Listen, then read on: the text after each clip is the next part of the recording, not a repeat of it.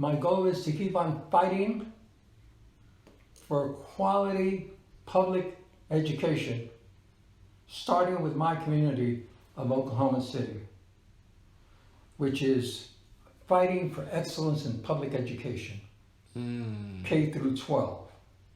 That's my priority. Hey everybody, welcome to the Greatness of the Gen Z Generation podcast. I'm Joel Ortiz. I'm Heriberto, and we have a special guest today. We have Wilfredo, and he's just a man of knowledge, a man of wisdom, and thank you for being on today. Yeah, thank you, man. Thank you, it's my pleasure. Thank you, sir. So we would like to start off with your background. Yeah, just tell us a little bit about yourself. I'm Puerto Rican, born in Puerto Rico, moved to New York City thereafter, lived in East Harlem, South Bronx, and I learned how to rap. I was a rapper in East Harlem in the South Bronx, and then taught also, and had worked a lot with gangs, Savage Skulls, Savage Nomads. I had no sense of fear. I used to walk East Harlem, South Bronx, 2, 3 o'clock in the morning, breeze a bird.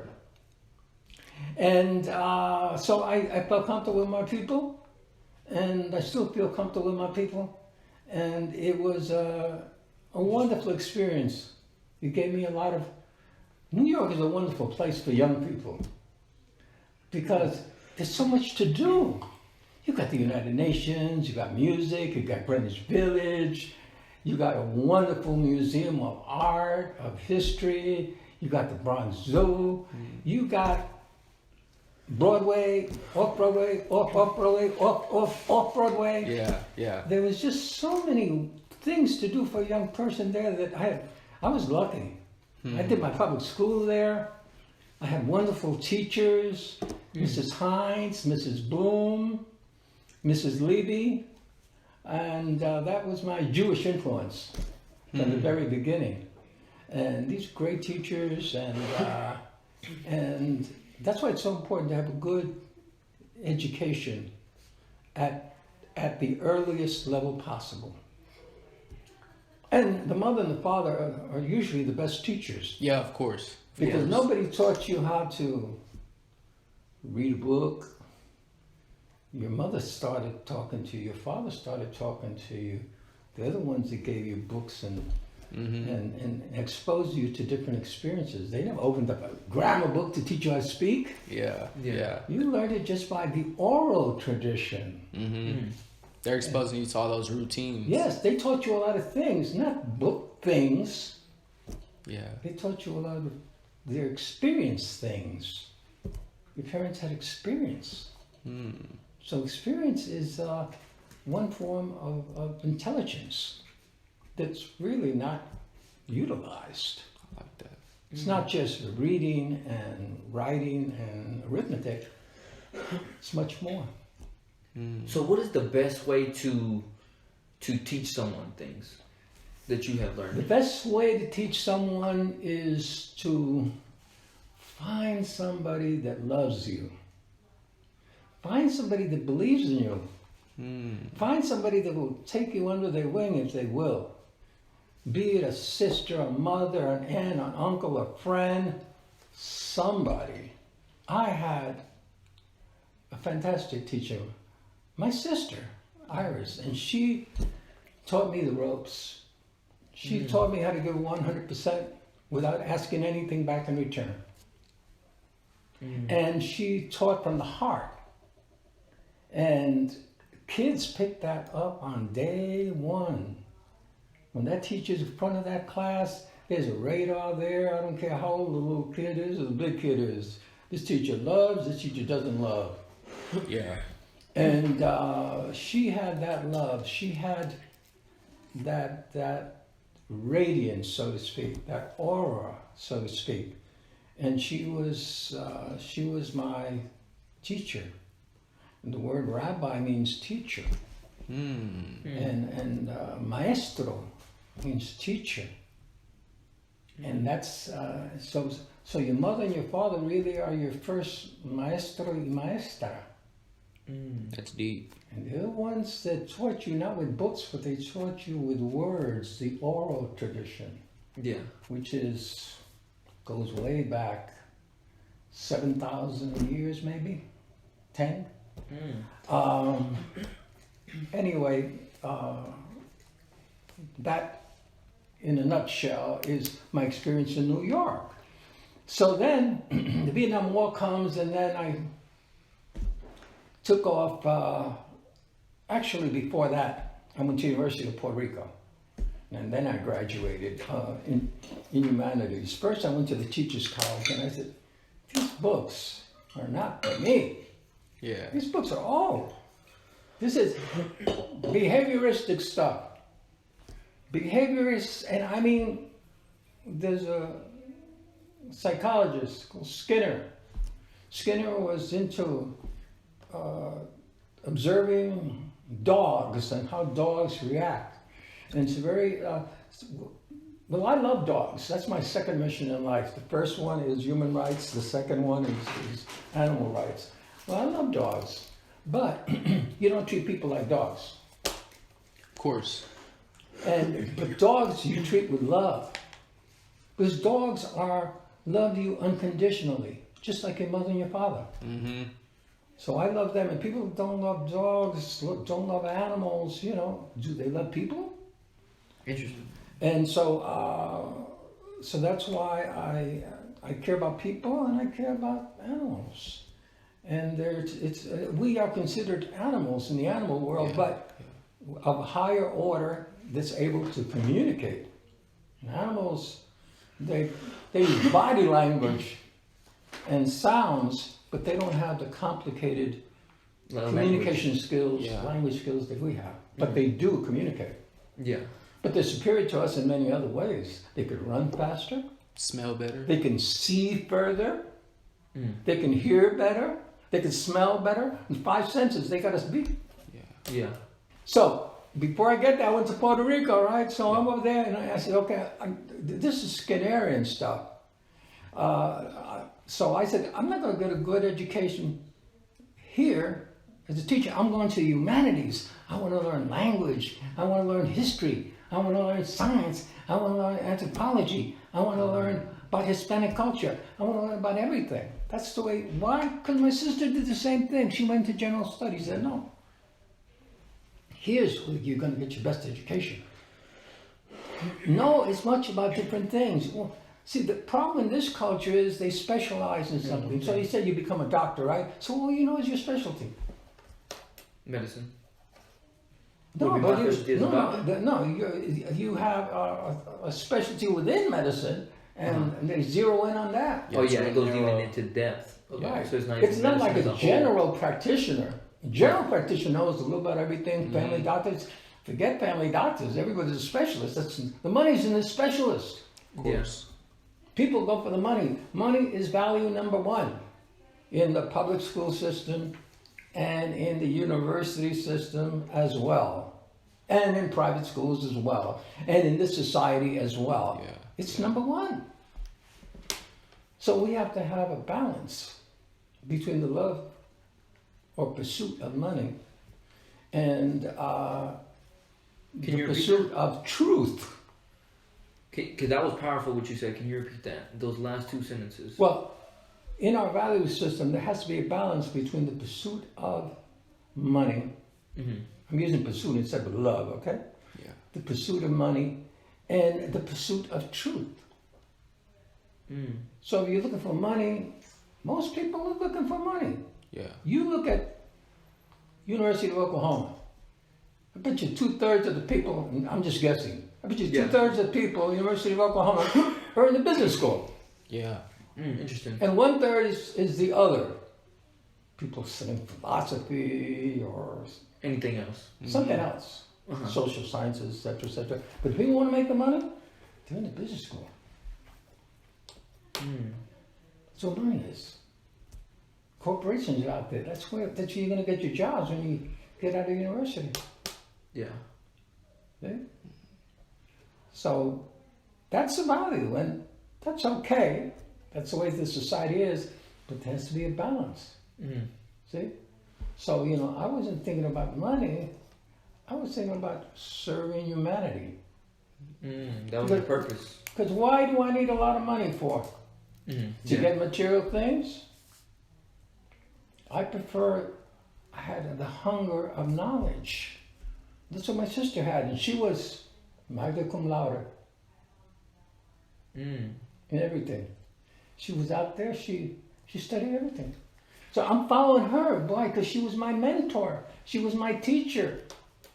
Do you think she was the person that influenced you the most? Of course, without questions. Number one. Interesting. Number one. It was like I said, everybody needs somebody that loves them and believes in you. And she loved me and she believed in me. And I loved her and believed in her. That's powerful. Yeah. And I remember when I was in 7th grade, I didn't like anything. I didn't do liquor work. I failed 7th grade. Interesting. I was just interested in having a good time with my friends. Sex, 13, world's opening up. See? So I was out there, puberty. I'm in transition. All I got is those hormones going at 100,000 miles a minute here. So then, so I had a girlfriend, Ellen Ayers. She was 13 years old. I was 13. I said, hey, forget school and books and everything. It's a waste of time. So all the teachers failed me except for the art teacher. Art teacher said, well, I think that he has some artistic qualities there. He's got redeeming qualities. There's a little hope here. And my sister, at that point, took this book called The Will to Doubt by Bertrand Russell, my favorite British philosopher. And The Will to Doubt was a book that he wrote in response to William James' The Will to Believe, which was a Christian point of view that Bertrand Russell didn't agree with because he was an agnostic. He didn't believe in God. No. He did not. And so he taught at City University, and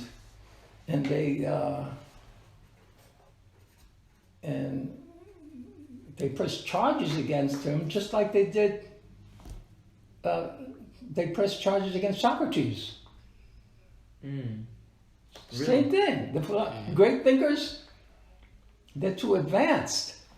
Yeah. So the people that don't agree with them, they think that's dangerous. Yeah. Dangerous to their way of life, and to the youth that are coming. And so they said, the dangerous guy is Socrates. Well, Bertrand Russell, same thing. This lady said he was perverting the youth. The same thing with Socrates. Teaching them these, atheistic things, agnostic things, whatever. And then he went to court and he lost his case. But so did Socrates. Socrates lost by 1 vote. Didn't Socrates kill himself? Yes, he did. By posing. He lost. Posing, right? The jury, he lost by 1 vote.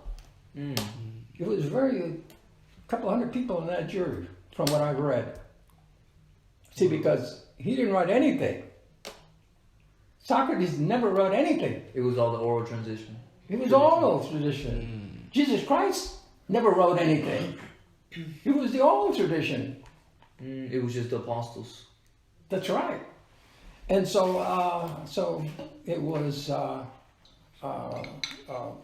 Plato and Aristotle after him that developed the thought. It started with Socrates and other Greek philosophers as well. So this is what happens when you have different ideas. People reject your ideas because they don't agree with them. And that's intolerance. And that's one of our problems in this society. Yeah. Racism is intolerance. Anti-Semitism is intolerance. So I believe you have to love. And I live to love and I love to live. I like that. And so... I like that quote. So when I die, when I die, you know those little pieces of paper that you read out at the funeral? I want mine to say something like, he loved, he loves, and he will love, and love never dies. It lives on, because love doesn't die. And so, so when my sister died, she passed the torch, and I took the torch. And when I die, I will pass the torch to somebody. If there's nobody there from the family, then I'll pass it on to somebody that's in the community. Yeah. Somebody out there, a friend, an acquaintance, somebody that will go on with the struggle for love, truth, and pursuit of knowledge and happiness. And so it's a struggle. And I've been here 30 years struggling with the public education system because they don't want to change. 30 years, same result. 60, that's D. Every year after year. Yeah. And nobody knew that it was that bad. People say, oh, it's bad, but nobody really knew. There was this state superintendent, her name was Barisi. She was the one before Hofmeister, who's running for governor, I believe, told me, they tell me as a Democrat. But she replaced Barisi. Barisi was a dentist. She wasn't an educator. And Hofmeister was a lawyer. She wasn't an educator. It'd be good if we got an educator if you're the state superintendent, right? Yeah. Well, they're not big into experience. See? So the thing is that if you don't want to change, there's a reason for not wanting to change. One, you can't solve the problem. Two is you got your share, and this individualism is part of our value. Yeah. Rugged individualism. Everybody has to pull their own weight. So if you fell behind, that's it. So if you weren't lucky enough to get into charter school, stay there. Leave all the gangbangers at Capitol Hill, U.S. Grant, C-word. C-word. Yeah. Douglas. Yeah. And so this way, they say, well, we can't save everybody, but we can save A few. we can cherry pick the best. And they go through a lottery system to pick it out. But these that are over here, I love them too. I love these, but I love these here too. And I always voted for these because they were more. These take care of themselves. It's like if you teach a child how to read, by the time he's 10 years old, by the time he's 10 years old, he can read the book. And the teacher is the book. That's why it's so important that the child learn how to read by the time that he's 10, which is really third grade, more or less. So that's why it's in medicine they call that triage, right? You treat the people that need the people that are bleeding first. So over here, the people that are bleeding, the ones that are F and all that stuff. So when I was on the board too, and I taught everything from kindergarten all the way up to university. First, second, third, all the way up. Public school and private schools. So I got a lot of experience. I don't know anything, but I have a lot of experience. And so I would tell you right off the bat, number one, what I would do. First thing I would do, starting kindergarten, you know what? I believe in empowerment. Give the power to the individual. And that student is the individual. And I used to do that every single day starting kindergarten. I taught Catholic school from K first all the way up to high school. Right? So I was starting kindergarten. I said, okay, I need help. I want a boy to help me, I want a girl to help me. And then I started to empower them. And then we'd take the little stamps and shinies, smileys and everything that the teacher had left, who was the first grade teacher. I wasn't the first grade teacher. I was just teaching English in the first grade.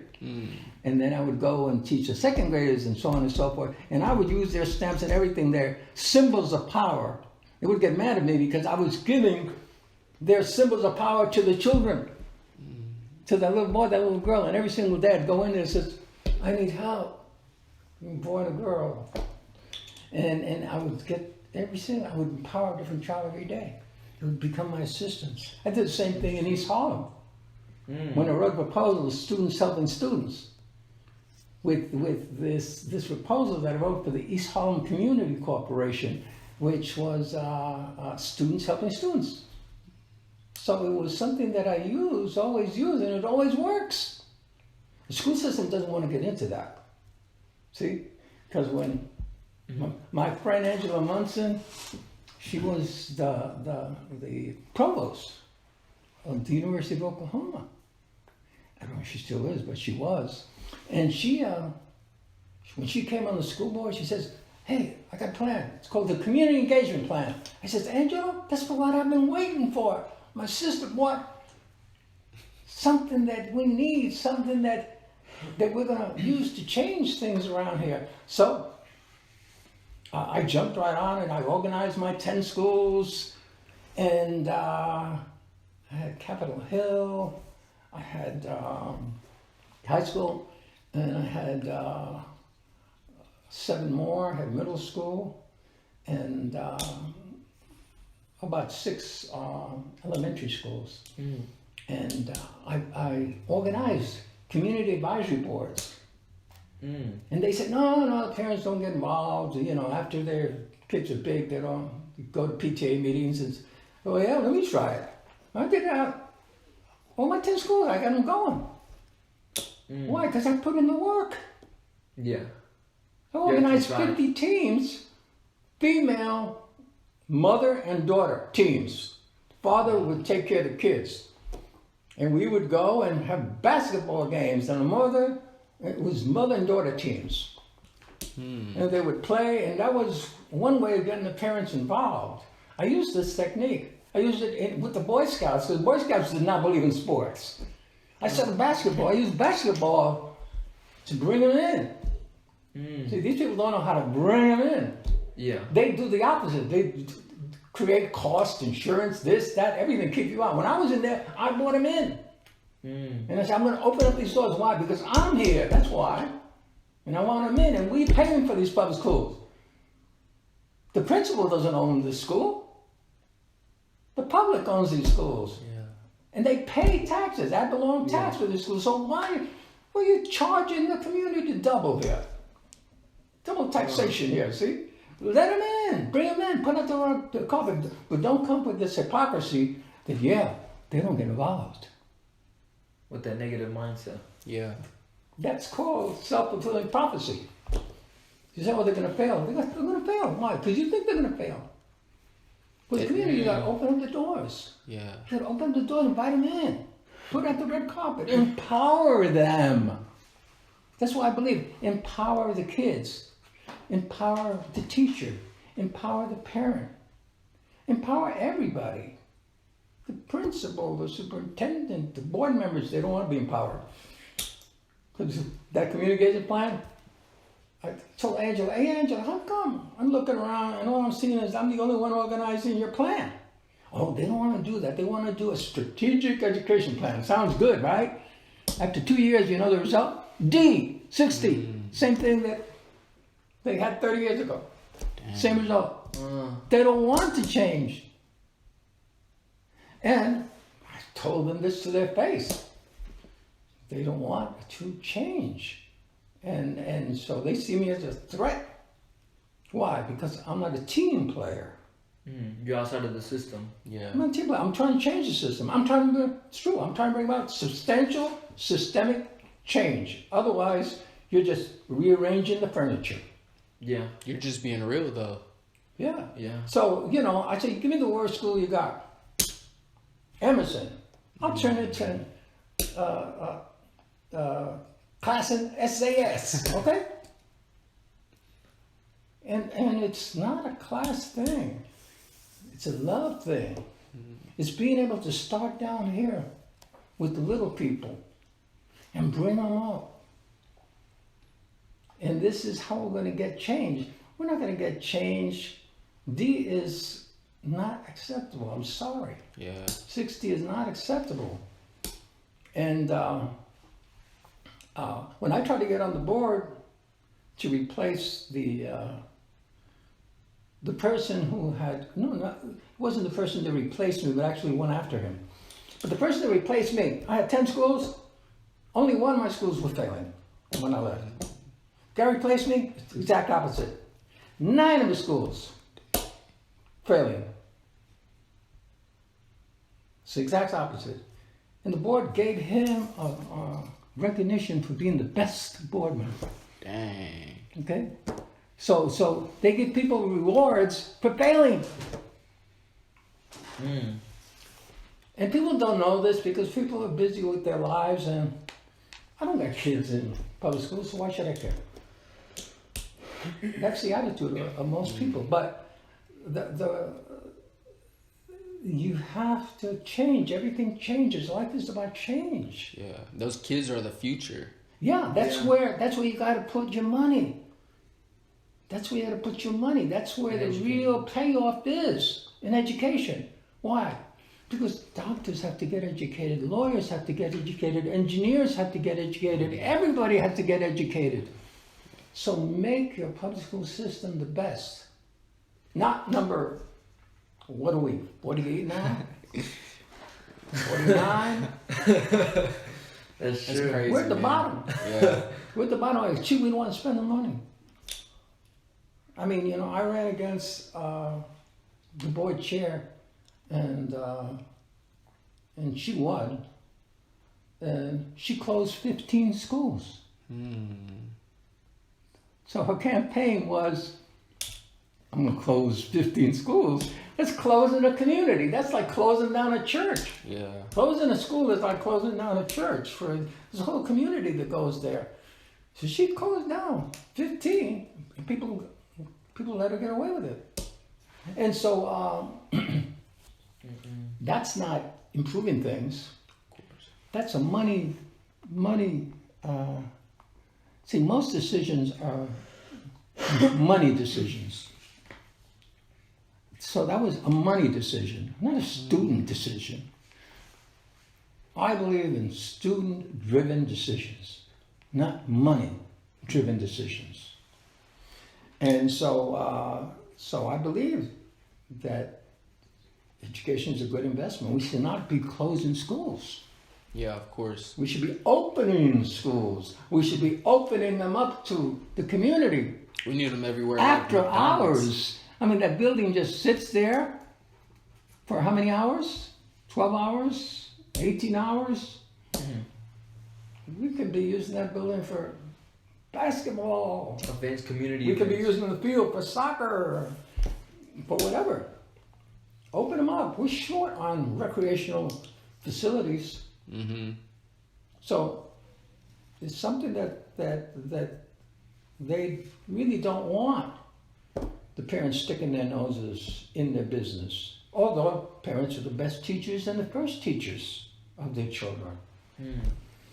So that's why I believe in empowerment. That's why, I'm kind of like a threat because, I'm not a team player, And I remember the person that replaced me, like I said, got an award. What did he do? Nothing. He supervised over 10 schools, and 9 out of 10 of the schools failed, and he got an award for it. That's crazy. They loved him because he was the best. Team player. Team player. Yeah. That's it. You got it. Hit the nail on the head. And so I said, not good enough. Not good enough. It's like you gotta go for excellence. Yes. Excellence is experience. That's what I bring to the table. In other words, have you ever heard of Howard Gardner? Harvard? It's a Harvard professor that says there's a lot of intelligences. Howard Gardner's multiple intelligence theory. He says there's all kinds of intelligence.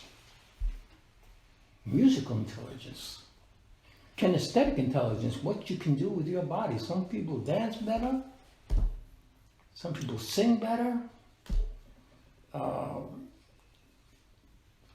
some people are gymnasts and they could do wonders with their body, and some people have artistic intelligence, and some people have intelligence in terms of human relationships, interrelationships, communicating with others.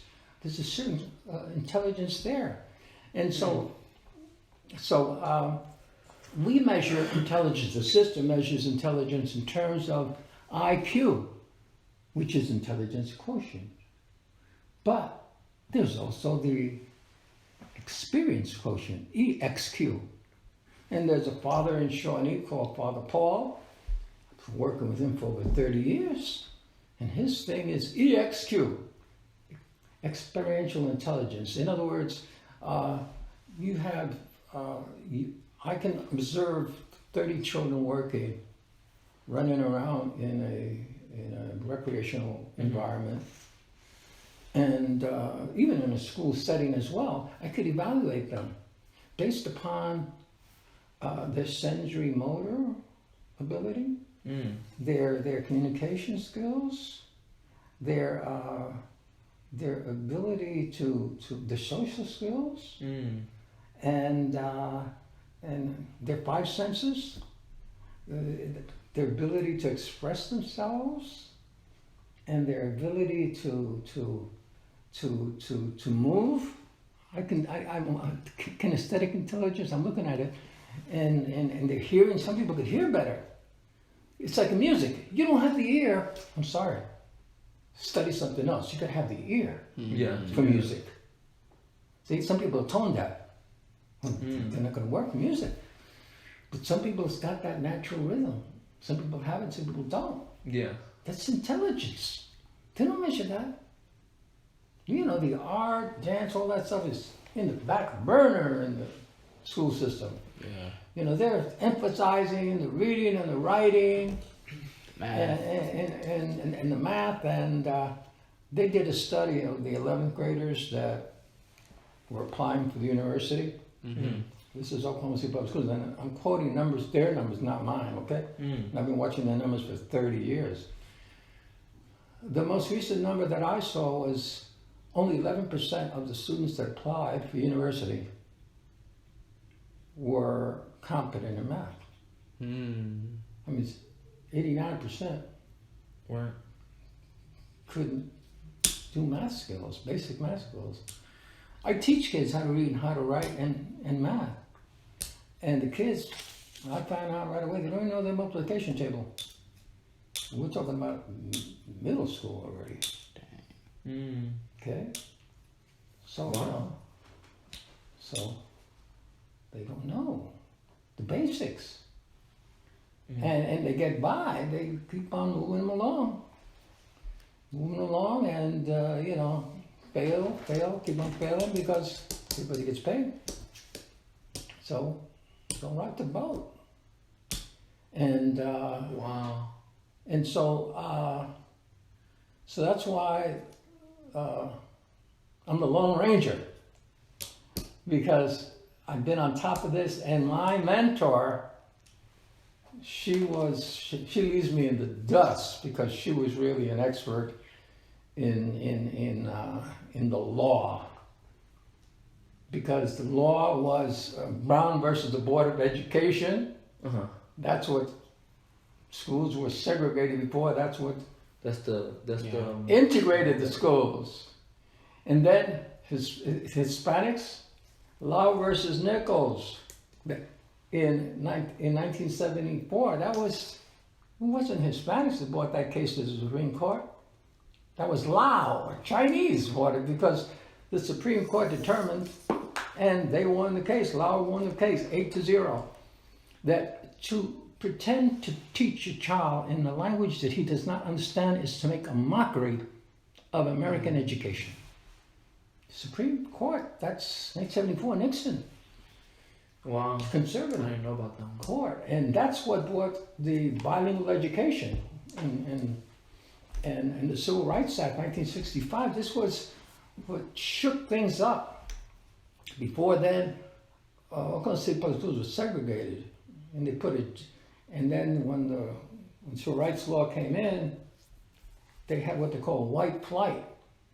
That was in 1972. The enrollment in Oklahoma City School was 72,000. It went down to 40,000 Wow. That's a because tremendous the drop. people said, no, it's going to be blacks and Hispanics around here. We're getting out. So they started these schools in what is known as Greater Oklahoma City. And you know, Oklahoma City, Greater Oklahoma City is big, bigger than just Oklahoma City, you know. Proper. All these school districts were a result of white flight. Interesting. So it's like they used to take Hispanic students and put them in special education so they wouldn't bring down the test scores because they wouldn't test special education kids. So they put the Hispanics in special education. This way you get the test scores a little bit better there. So we used to fight all this stuff. My sister Iris used to go and she used to take this to the civil office of civil rights and they used to send somebody from Dallas, and when they moved from Dallas to Kansas, Office of Civil Rights, she used to bring cases up there. So she taught me how to go and mobilize the community and the parents to demand their rights in education for their children, fight for their children. And this was what education is all about. You got to earn it. You got to defend it. Because people will give you a mediocre education and you'll just take it. No, don't take it. Demand excellence in education. Fight for excellence in education. She taught me that. And, you know, it's an uphill battle, but as long as we have one person that cares, one person that loves, And the is battle passionate will about go that. on. When people stop caring, then we're really going to be in trouble. Because the education of our children are at stake and of our society. It was like I said. So my experience in Puerto Rico was getting that good education. I started teaching. My first class was in 1965, and. So it's what, 1965, 35, it's about 55 years I've been teaching, long time. And so I was teaching and then I took 2 months off, went to Germany, learned German, and I was a painter in Germany and learned the language and the culture and Deutschland, it's als meine zweite Heimat. Hoffentlich ich will nach Deutschland zurückgehen. And Germany was you know, an exciting place and I enjoyed it. And that's why I went into humanities, because I wanted to learn German, I wanted to learn French, and I took French too. And then the latest I've been studying is Hebrew. Hebrew is a very interesting language. You start from the back and you work your way to the front. That's the way the Bible is. It starts from back to the front. And so there are different languages, and it's a different way of communicating. And that's why, you know, I remember I was assigned to recreation one day, and I'm in this yard, and this little kid comes running up to me, grabs my leg, and I said, Jesus, what are you doing on my leg? And he looks up and says, I love you. I said, Jesus, I love you too, but recreation's gonna be over. All these kids are playing basketball there, and look at you. I love you. That was my pay. That was my pay. The love of that child was greater than gold. It's not about money, it's about love. So if you don't love children, hey, don't teach. Do something else. Yeah. If you don't love animals, you don't love dogs, don't have a dog. Because that's a lifelong relationship. Yeah. It's almost like a And kid. people will put them out at the drop of a hat. They'll break that relationship. Dogs don't believe in divorce.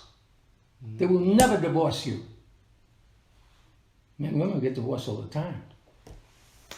Dang, that's something to think about. Wow.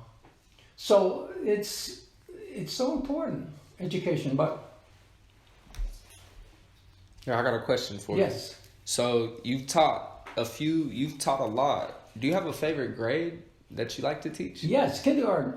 I love kindergarten. You know why? Well, why is that? Because of the pleasure experience of games.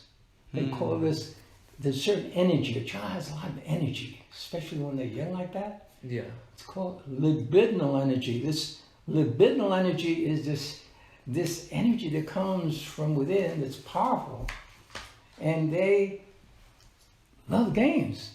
It means pleasure. Libidinal gives you pleasure. So use pleasure to teach. And that's why I empower them. I give them the power. It says, take these blocks and build something. And take these toys and do a story. Take these puppets, do a story. I'm making them. They teach me. I give them the tools so they can teach me. And I give my power to them. I was never in a place where I was there for me. I'm there to serve. And if I'm not there to serve them, why would I be there? Yeah. Yeah. You know, they told me, they said, hey, you're getting too involved in the community, going out there, schools, this, that. Calm down. That's why we're paying the superintendent the big bucks. I said, I'm sorry, but I'm not that way. I'm into getting down into Being the involved. trenches with my community. Because listen, if you're in the army, like the Israeli army, you know where the officers are? In the front. You know why? Because they can see better what's happening. But if you're going to be in the back, you're not going to see what's happening. Your troops are going to be waiting for orders because in the back they can't see what's happening. But when the leaders are in the front, they see what's happening, they can get better orders. Yeah. American soldiers kind of in the middle of the pack. But the Jewish soldiers, they're in front, and they have high mortality rates because they're in the front, and that's what you got to do. You got to be willing to pay the maximum price to save your people from extinction, from whatever, from the forces that be. And so, Wow. that's a long answer to a short question. No, it was a great answer though. Great Yeah. answer. And then also wanted to ask, you kind of already answered this. You might lean another way though. Do you have a number one thing you think youth should learn? If you could just my anything. number one thing to learn is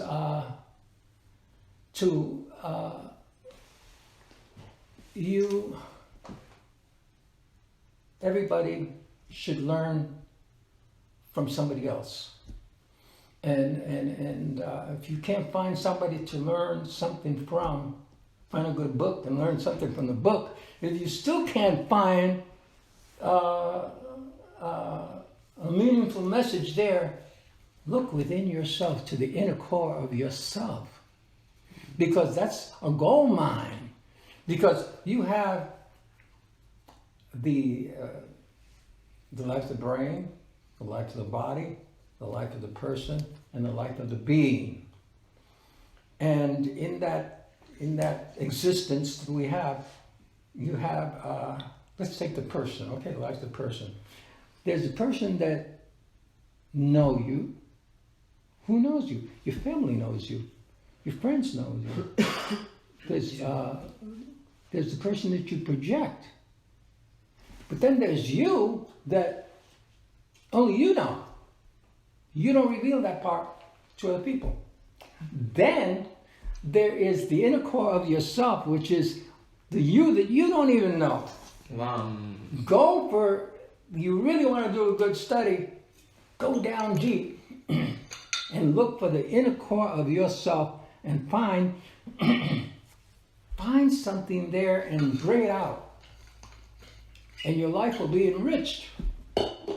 Because it's like going into a gold mine. You're going to come up with gold, but you're going to have a lot of dirt in there. It's going to cost you. See, you're going to have to dig deep for diamonds and gold. It's not easy bringing up those nuggets. See? That's a good analogy. Yeah. So go for it. I like that. Wow. So how long have you been studying yourself? I've been studying since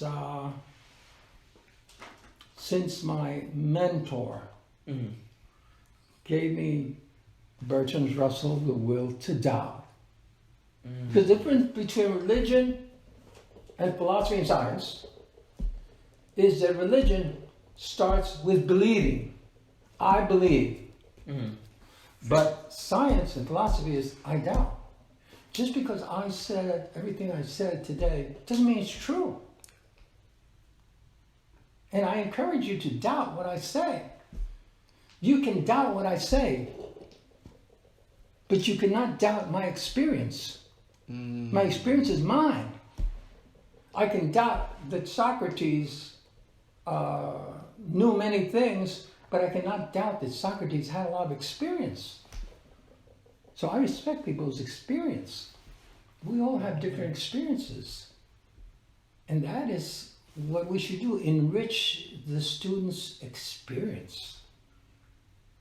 And that is something that we're lacking because we're spending too much time trying to pass the test to look good so it doesn't look like we're failing. And 40-minute class with 20 students, that's 2 minutes for each student. 2 minutes. What could you learn in 2 minutes? That's why I believe in private classes. I teach kids how to read and I listen to them. And then we have a conversation. We have a dialogue. And that's education. Education means to draw from. That's where the real teaching is. And the public schools we don't have time for that. See?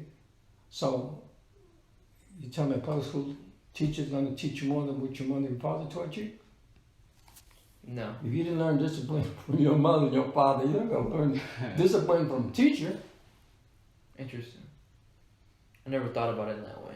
It's true stuff too. It's true. My father taught me many things. He had maybe 4th grade education. My mother, 2nd, 3rd, 4th grade education. But they had a lot of experience. Taught me a lot of wonderful things. They taught me the work ethic. Productive, creative, and well-educated labor is and must be the basis of American life. That is a value that's worth fighting for, studying for. That will bring excellence in education. And that's why we have to bring about substantive, systemic change. Not rearranging the furniture. Change the whole building.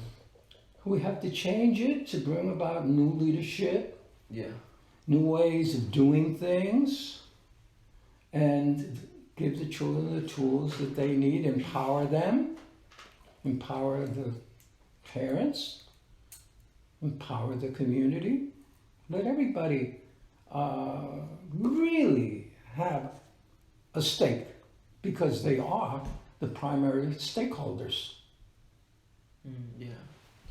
So it's not an outrageous demand. It's very common sense.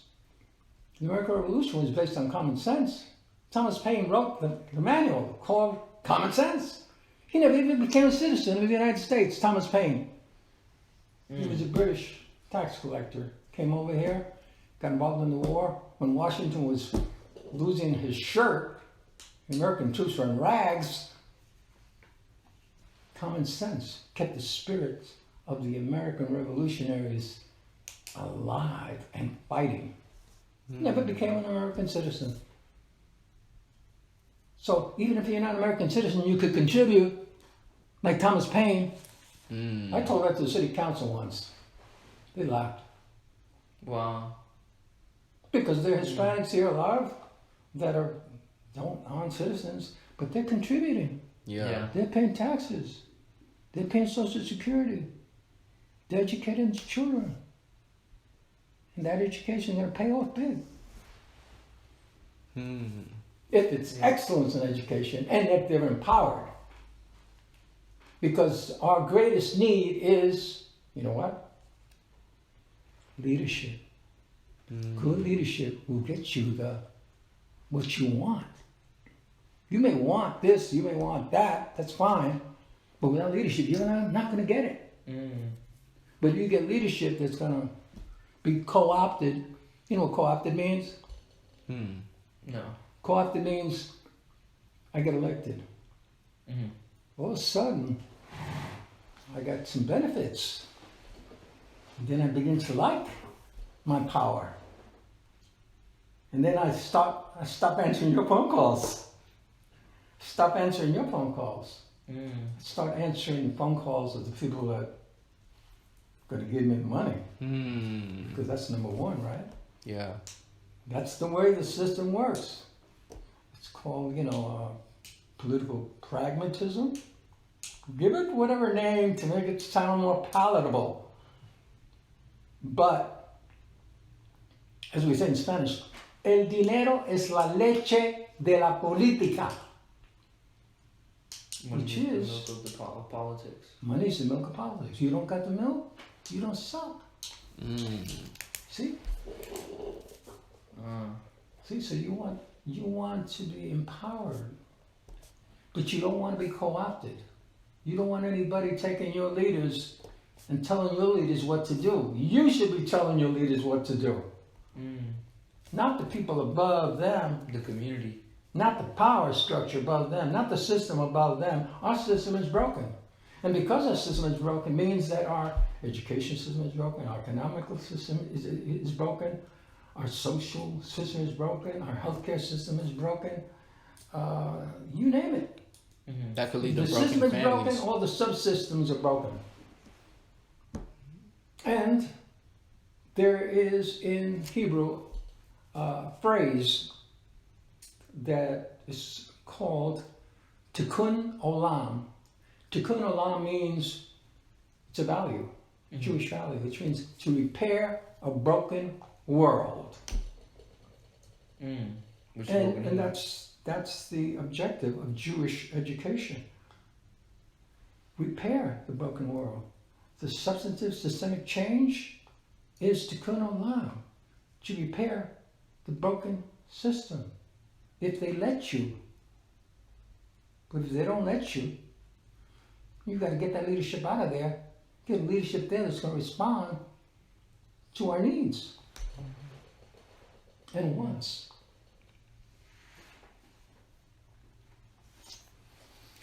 So how do we go upon doing that? I know you have the systems in place to do it, but how do we go with the action? You start with one person. Okay?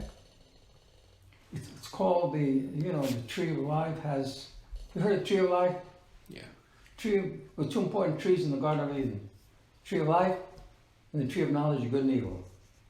Which was the most important tree? The knowledge? Tree of life. It's eternal life.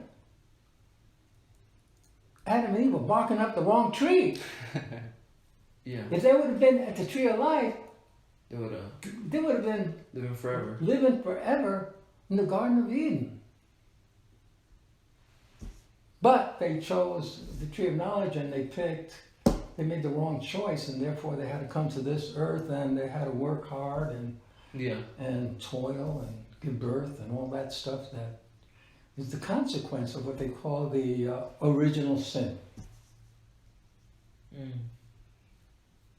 So You have their actions. that's a teaching. But you know me, the will to doubt. Well, that's a very nice story, but there's lots of different ways of looking at everything. Well, maybe, you know, I mean, was Eve really evil? I mean, was that a felony or was it a misdemeanor? A misdemeanor at best, because it was disobedience. Is disobedience a misdemeanor or is it a felony? It's only an apple, of fruit. Yeah. No big deal, right? It wasn't like Cain and Abel. That was a felony. That's definitely a felony, but eating from the fruit of the knowledge of good and evil, that's a misdemeanor. It's different ways of looking at it, and I've taught that story many, many times. Every time I teach it, I learn something new. Remember, I asked one of my students, I said, what would he have done? Would you have given it to your little brother? He says, well, yeah, I would have taken it to my little brother. You taste first. I don't know about the little brother. You taste it first. If Adam didn't die, because he just died if you ate from the tree of knowledge, good and evil. You didn't die, it's okay, then I'll eat it. And so, there's always more meaning. See, a book is not about one story and one meaning. Books have a lot of different perspectives. Yeah, it's the way you and I may read the same book and draw different lessons from it. See it 3 different ways. That's right. Yeah. So it's like, to me, the beauty about reading is do a good job. First 10 years, the parents. Best job you can do. And after that, it's automatic pilot. The kid has the intelligence to read books and to figure everything else out for himself. Doesn't need the teacher. Just give me a good book.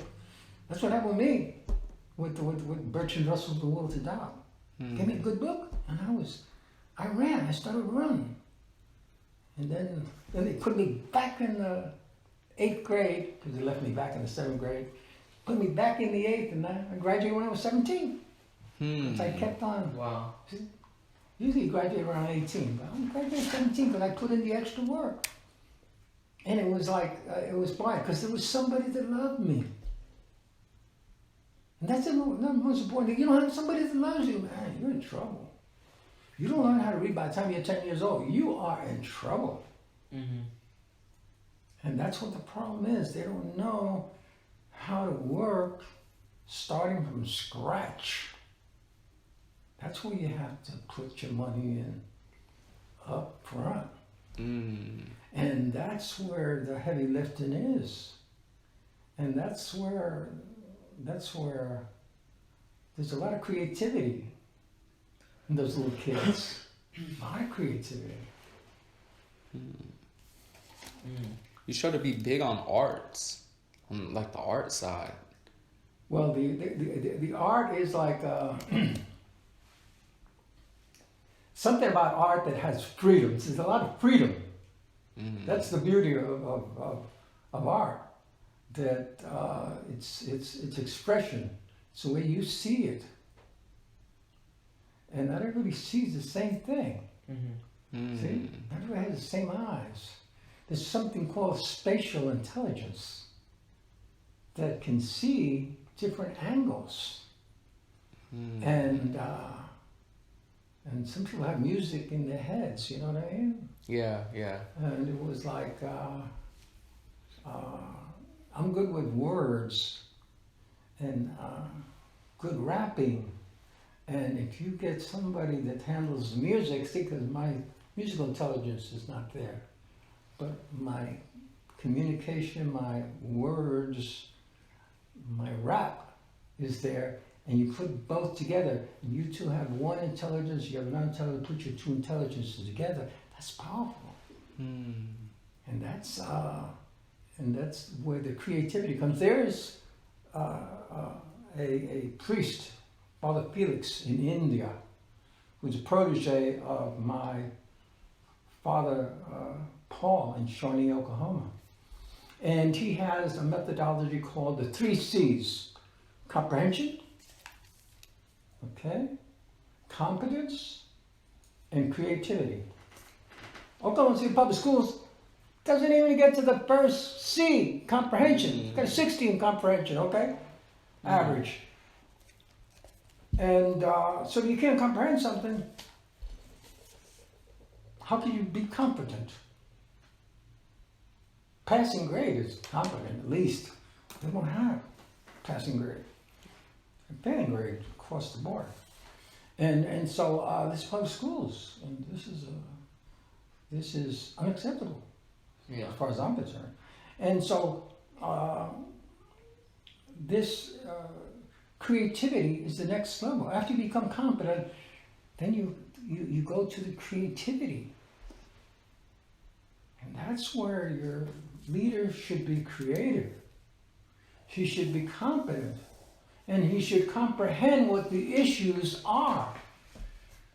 So if I want to bring about change, I'm in the right place. I'm talking to the both of you. So how do I bring about change in answer to your question? Is by talking to people like you, in settings like we're right now, using technology. Yeah, to get the word out. Podcasts, looking for leaders.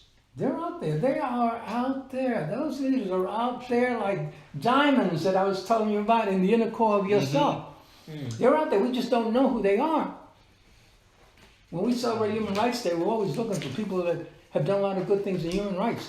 And they're hard to find because why? Because we don't know everybody that's doing a good job. There's a lot of people doing good jobs. Everybody's not failing. There are islands of success where teachers are doing a good job. And that's what I'm talking about.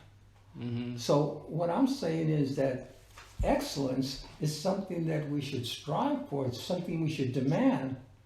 It's something that's common sense. And that we should not accept failure. We should not reward failure. We should reward success. That's greatness. Yeah. We're not doing it. Because they have something to strive for, success. Then if they reward failure, You then build what's on the need to You build on succeed? success. Yeah. You build on success, and so that's why you make a child feel like a failure. That's self-fulfilling prophecy. Malcolm X, you heard of Malcolm X? Yes. Malcolm X wrote his autobiography. In his autobiography, you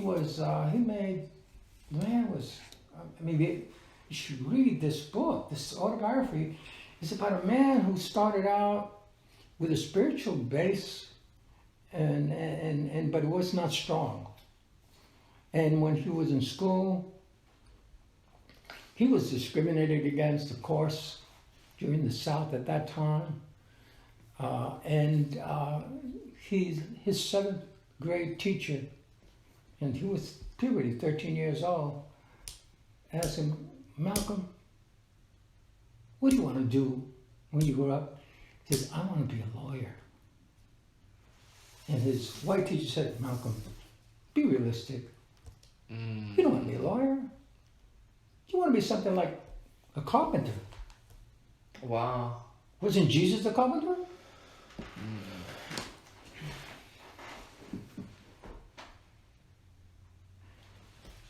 Anyway, Wow. the Malcolm went through this transition. He became Detroit Red. He was a pimp, sold drugs, drug addict, and did robberies, and ended up in jail, and where he got to know the black Muslims. The black Muslims believed that Islam could help him. And when he got out of there, put on his suit and started hawking their newspaper, Muhammad Speaks. And he became a minister of the nation. And he started proselytizing, and he became number 2 right after the Honorable Elijah Muhammad, who's number 1, and he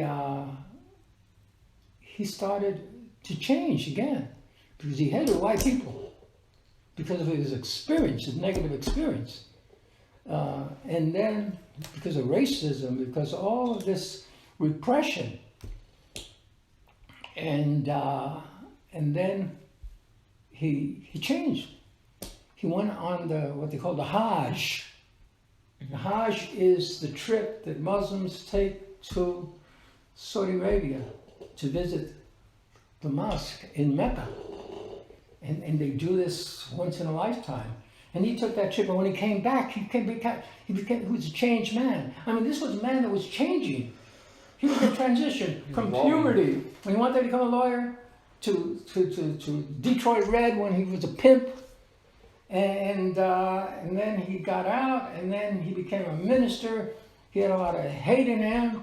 He wanted to get back at the racism, and then he changed again. And then he, after the Hajj, he came back and he left the hate in Mecca, and he brought back the love of Islam. And they nipped the rose in the bud, and he was assassinated.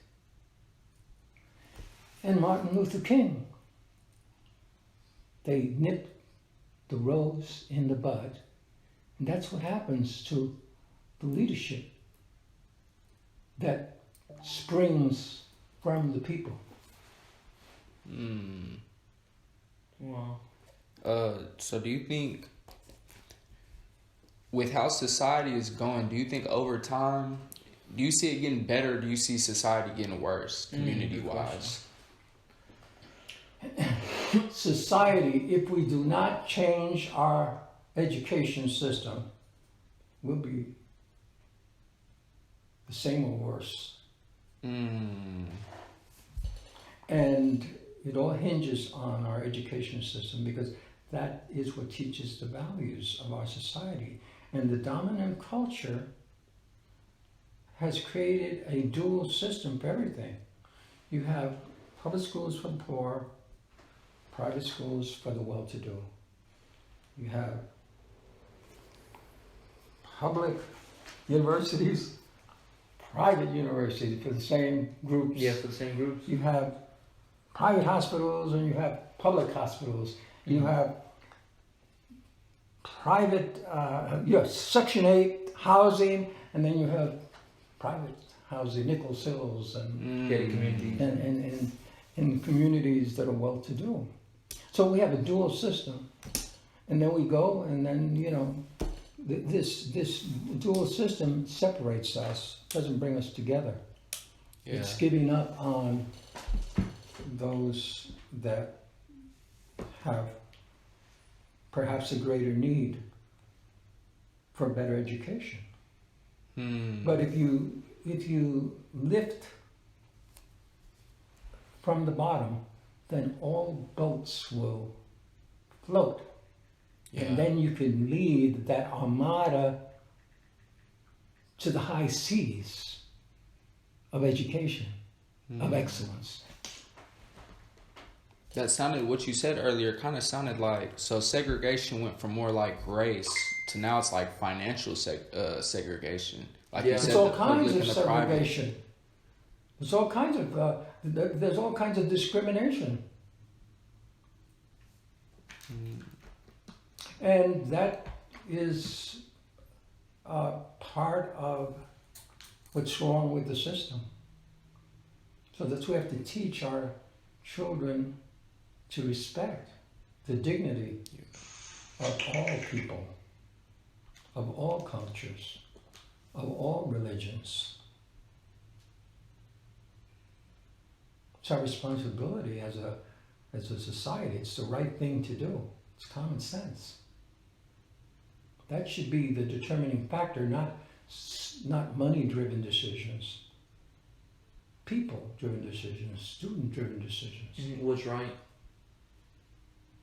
We need substantive systemic change. And we need leadership to bring about that substantive systemic change. Have you talked to my mentor Heiser about this? Well, we speak about a lot of things. We speak from everything from A to Z. I have a discipline, something that I do frequently. I take a page like that, and I put A, B, C, D, all the way to Z. And then I start writing down A, algebra, anything, give me an A, give me an A, give me an A. Another A? Yeah, give me an A. Acrobatics. Athletics. Adonai, which means God in Hebrew. A B. Give me a B, a B, B, B. I'm trying to think of something. Breath. Breathing. Yeah, whatever. Breathing. That's right. Bedroom. Biology. C. Chemistry. Court. Comprehension, confidence, creativity. Common sense.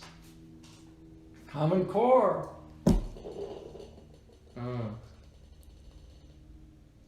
So do you kind of do this to build your vocabulary? I just do this to exercise my mind. Oh. That's Just, interesting. Think of anything, whatever it is, A, B, C, D, Z. Oh, I put everything down there.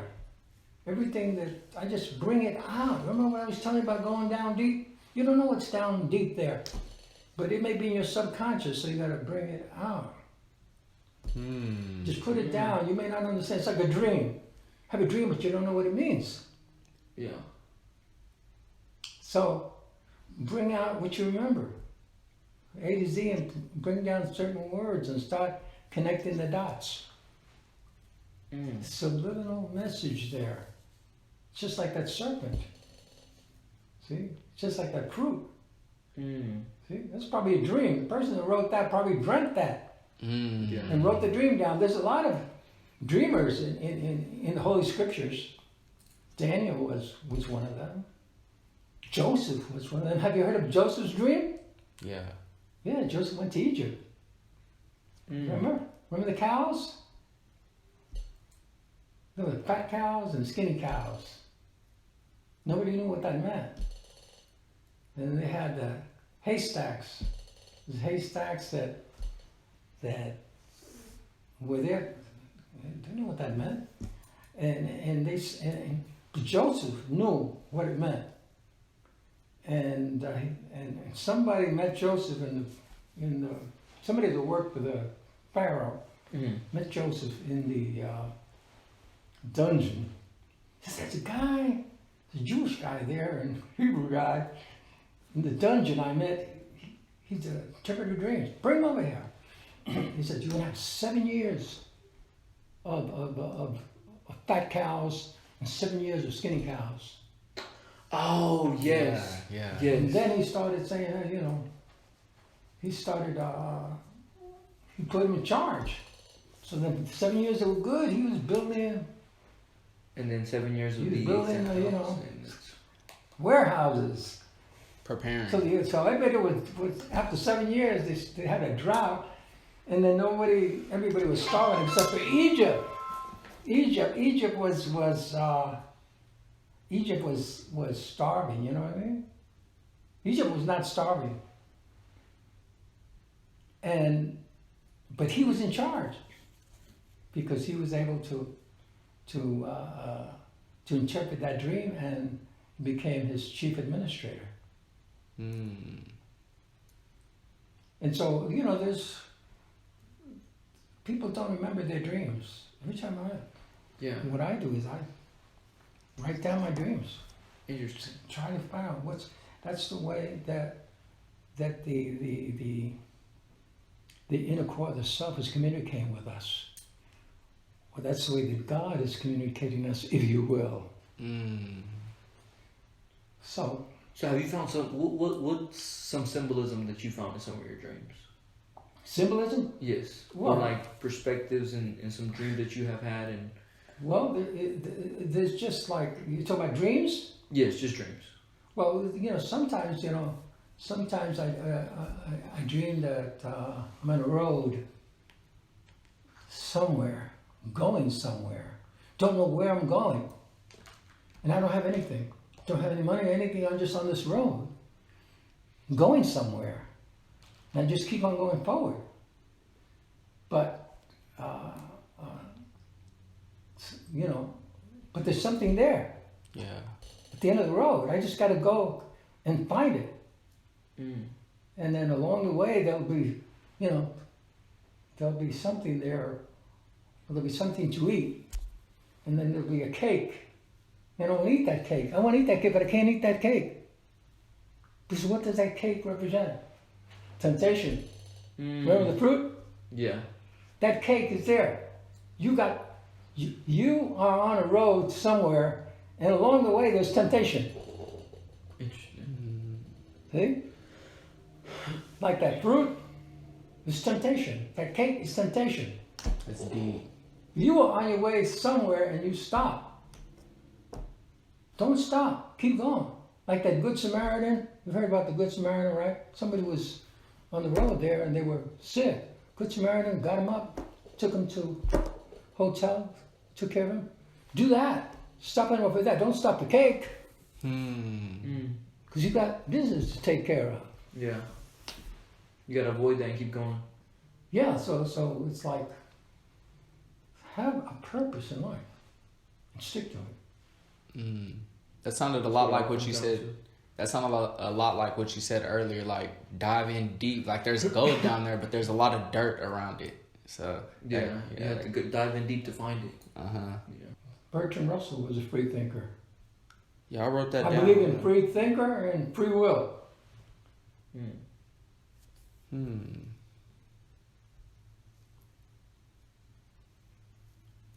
So can you kind of go into, I know you mentioned that you like studying Hispanic history. Well, like I said, when I was in New York, I was pretty assimilated. So I was Wilfredo. Then they cut that down to Fred, so I was Fred for a while there because Wilfredo sounds kind of far. Then when I went back, to Puerto Rico, went back to my roots. Went back to Wilfredo, Santos, Rivera. But I recuperated my language too because I had forgotten my Spanish. So I recuperated my Spanish. And then became proud of my people. Yeah. My culture. Recuperated that. See? Something I had lost, having a good time in New York City. Lots of good times in New York City. So how'd you lose the language?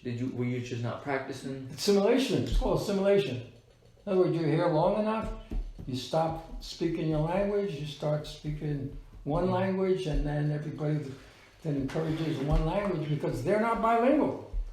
Bilingual is an advantage. Trilingual is a bigger advantage. Yeah.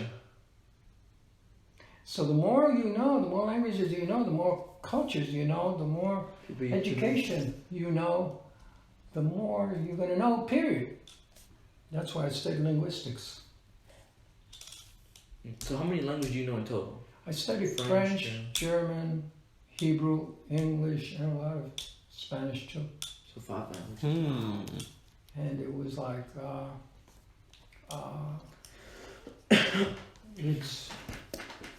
they should teach all those in school. elementary school. We start too late. Yeah. It's harder to pick it up. Yeah, I mean, we come in and start, junior high school, maybe. And then, we lose time. We can learn, baby learns how to speak a language. I like to give kindergarten explanations. I don't like convoluted questions and I don't like convoluted answers. I like answers that are easy to understand for a kindergarten kid to understand.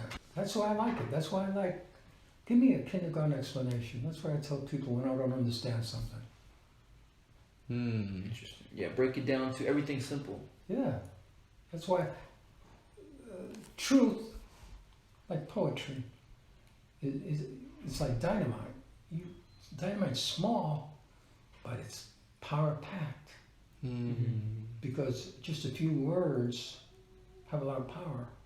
One word, to me, that has a lot of power, love. It's a powerful word. It's not a word you use just on Valentine's Day. It's a word you use all your life. From the womb of your mother to your tomb. From womb to tomb. It's love. And education is an act of love. Interesting perspective on that. So what do you think a lot of teachers are missing in like their traits? Do you think it's just the passion, the love for the students? Because there's some teachers... No, the teachers are not empowered. They don't have enough power. You think they have power, but they don't. And, you ask teachers, and I've done surveys, right? Who has the power around here? And everybody says the person above them. A student. Who has the power? Teacher. It's a teacher. I don't have the power. Principal has the power. That's principal. I don't have the power. Superintendent has the power. You're the superintendent. I don't have the power. Board members have the power. Board members, I don't have the power. The legislature has the power. They don't have the power. The superintendent of education has the power. No, I don't have the power. The governor has the power. The governor said no. He runs it back, down, and around. And it's like nobody has the power. Not even to take responsibility. But you have to empower from the bottom up. That's called a paradigm shift. You take the bottom and you bring it to the top. Here, I'll take this real quick. Arriba los de abajo y abajo los de arriba. Take the people on the bottom, bring them to the top, and people on the top, bring them to the bottom. That is a paradigm shift. So, do you think that would work with the financial system, with like the poverty? Of course it works with the financial system. Because the financial system is broken. Yeah. I told you from the beginning, I said, here's the system is broken, the financial system is broken, the education system, the healthcare system, all the systems are broken. Now you look at the dollar. Well, the dollar is on very shaky ground. Yeah. Now people say, hey, get out of the dollar. Put your money into gold and silver. That has stability. Other people say, put your money in Bitcoin. They're coming up with different instruments. But the system is broken. Somebody better fix it before we all go down. Yeah. Because we cannot sustain what we're doing in the education system. We cannot sustain what we're doing in the economic system. We cannot sustain what we're doing in the healthcare system. We cannot sustain what we do in the social services system, etc., etc., etc. It's unsustainable.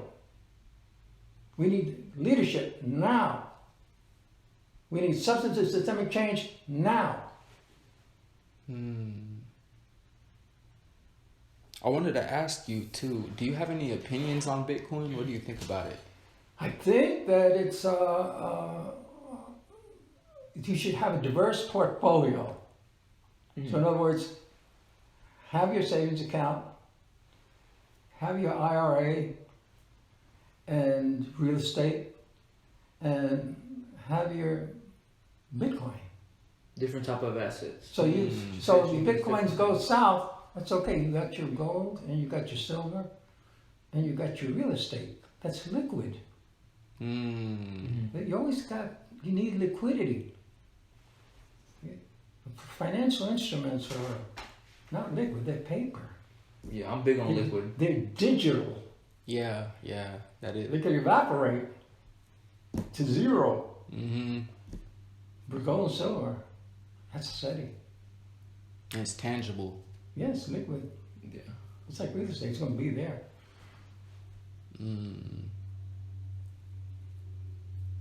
Yeah. So what do you think about, have you heard about the metaverse? But the what?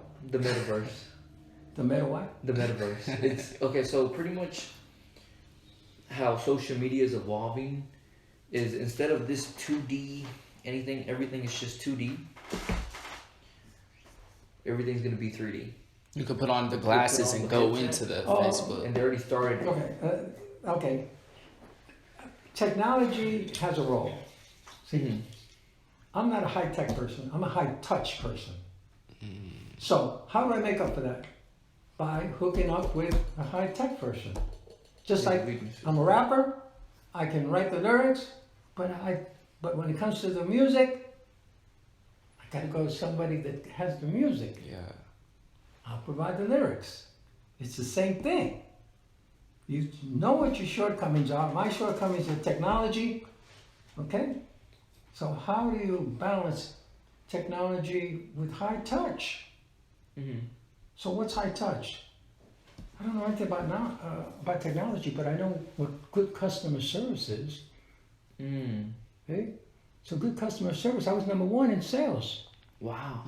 So I could sell technology. I said, listen, this quality product. But I have to educate the buyer. Yes. It all comes down to education. That's right. So I don't know anything about this. I don't have to know everything about this. What matters is the consumer's needs. And helping them. Consumers, what do you need? I got to listen to him. I have to have the ability to listen to what he says. We don't need leaders that you tell them something goes in one ear and out the other. That was my experience. They don't want to hear about change, whatever. They want to save money, the dollar-driven decisions, money-driven decisions. So they don't want to hear what you have to say, what you want to do. They want to make money. But in order to make money, you need to have service. First thing they sacrifice is service. It's a big mistake. Should be the opposite. That's right. Sacrifice money, Good get service. Good service. Build up your clientele with good service. Yeah. See, so that's high touch. So I had to let the guy who's dealing with technology deal with that. It's like when you go to buy a car. First you have the salesman. He's high touch. He'll talk to you. He's got a way with words. Then he'll pass you over to the guy with the paperwork. Finance. Yeah, the finance guys, this. You don't know about that. He knows about, hey, what do you want? What do you like? What kind of tires you like on your car? I like Michelin tires. They're good tires. That's what I want in my car. No problem, you got it. See? Find out their needs, breaking down their find out needs. Find out what they like in that. Yeah. Whatever it takes. And then, that's service. They sacrifice service all the time just to cut corners.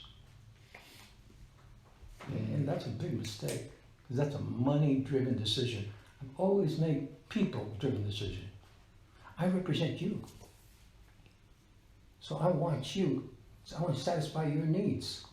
You come back and you spend some more money. So I'll take my time. I won't be in a rush. I will take care of your needs. That's how you win them and keep them. That's how you build a business and a clientele. A great business. Yes, you just broke it down to the simplest. Yeah. You know, it could be.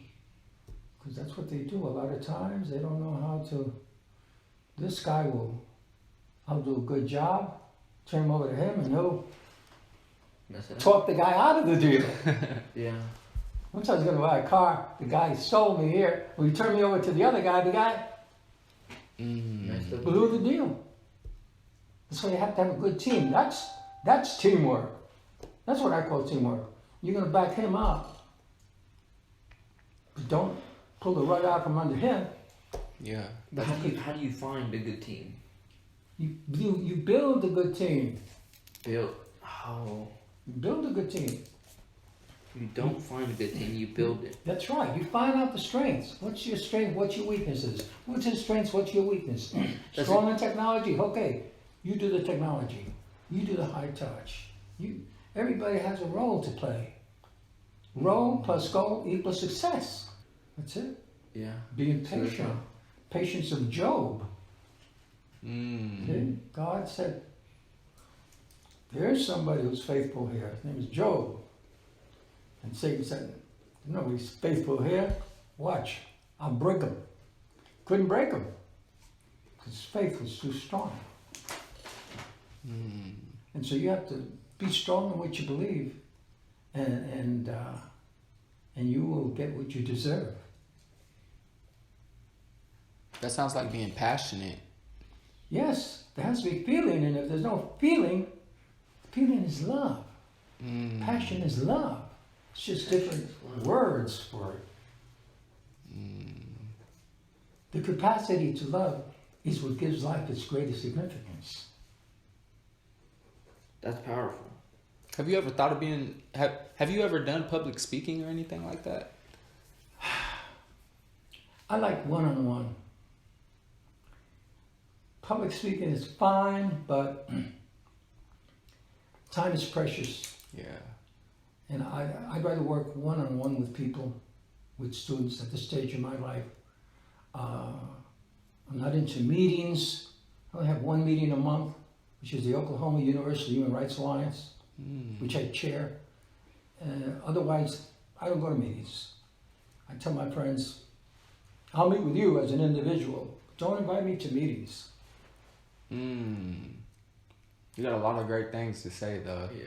I met him at a community event with my mentor. Yeah, and see, he talked me into going to a meeting. Like, it's not a meeting, it's a community event. Yeah, so it was a long time since I hadn't gone because, like I said, in my stage in life, time is important. And I have to make my time meaningful because it's very valuable. And that's why, with groups it's fine, but you have to travel and you have to do this, you have to do that. There's all kinds of complications. While one-on-one is easier. It's more personal. It's like having your own teacher as opposed to having 20 other kids in the class. Yeah. You learn more with one teacher.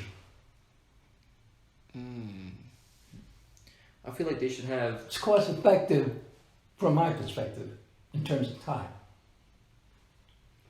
I feel like they should all mentor under someone. I feel like there should be a requirement.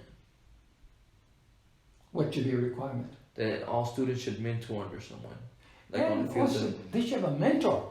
Yeah. Each student should have somebody that loves them. Yeah, I feel like that should be a requirement.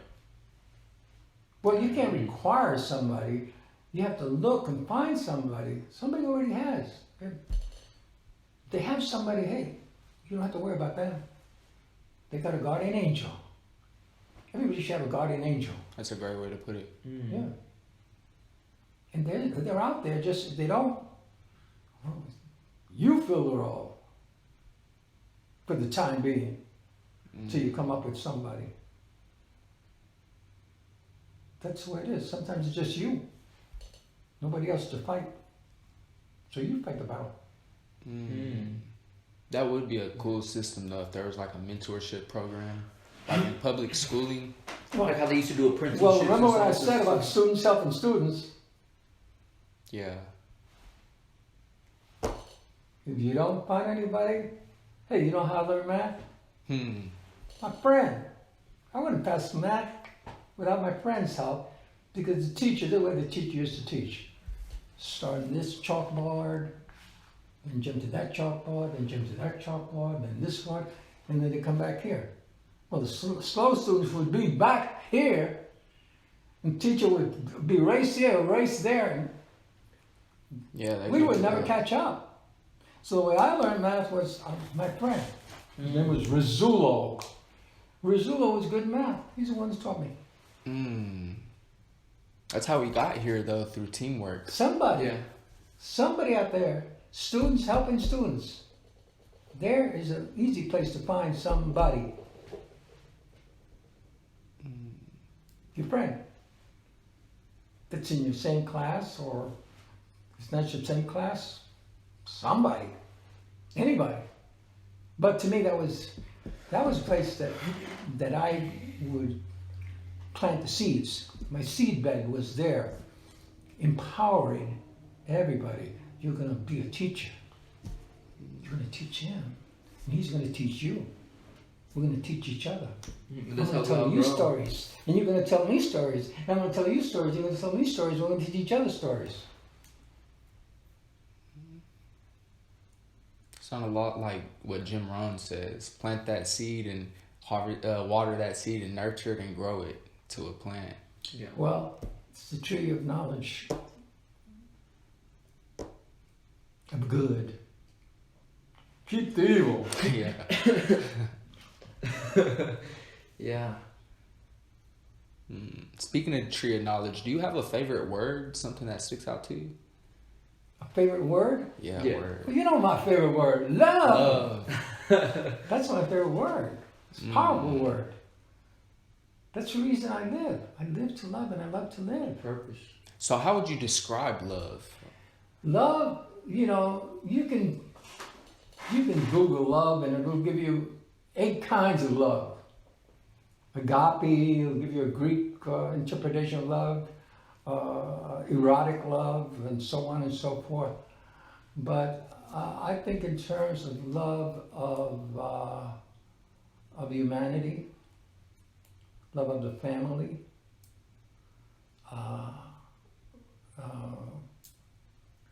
the love is the purpose of life. Purpose. That is, you love everything. You love nature, you love the animals, people, and your community, your culture, your language, your wife, your girlfriend, brother, your sister, mother, your father, everybody. And that's something that, you have to stop thinking about you. Yoísmo, we call it in Spanish. Stop thinking about you. Stop thinking about everyone else. In the inner core of yourself, check yourself out and work on yourself, and then bring out the best. I watch the Minimalists, and one thing they really teach on their podcast is to love people, use things, and not the other way around.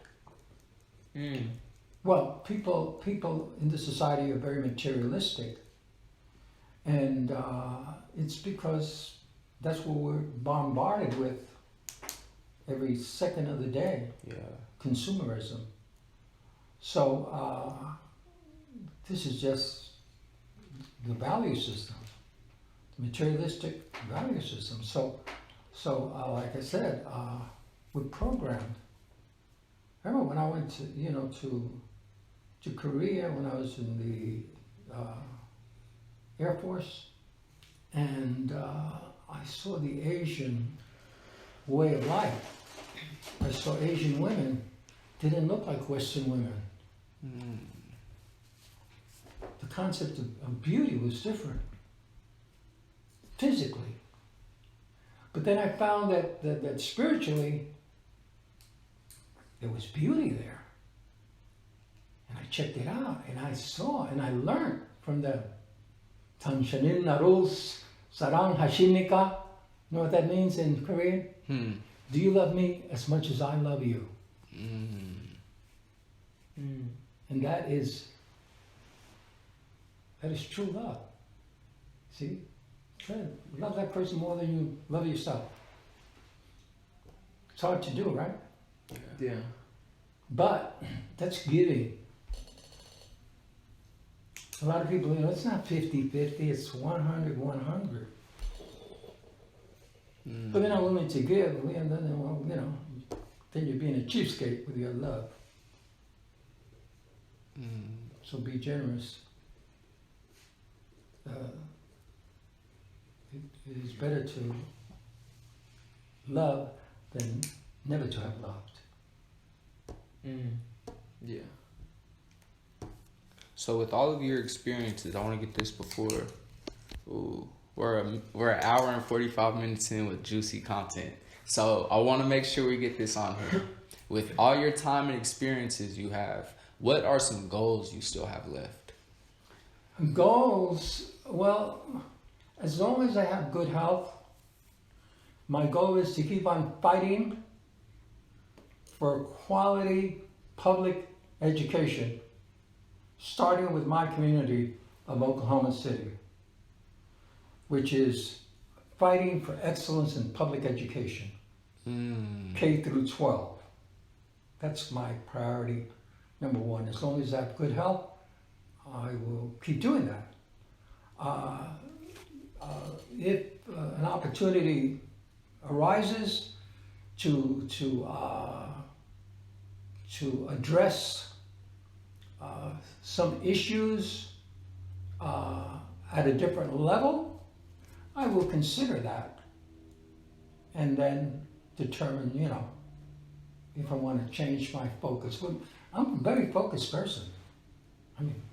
Focused 30 plus years on the education system and studying those numbers, that statistic for 30 years, very focused. So when I speak about it, I speak about it from the experience, not what I think, but what I've lived. And that's how we end the podcast, with that. Yeah, that's great. That amazing ending. Well, thank you so much, Wilfredo, for being here. We really, really appreciate it, and hopefully we get you back on soon. Yeah, I'm going to make sure everybody hears what you have to say, because you have some great things to say. Well, interesting philosophies. Good luck, and I hope these seeds will bear fruit in the near future. Well, thank you. Thank you, sir.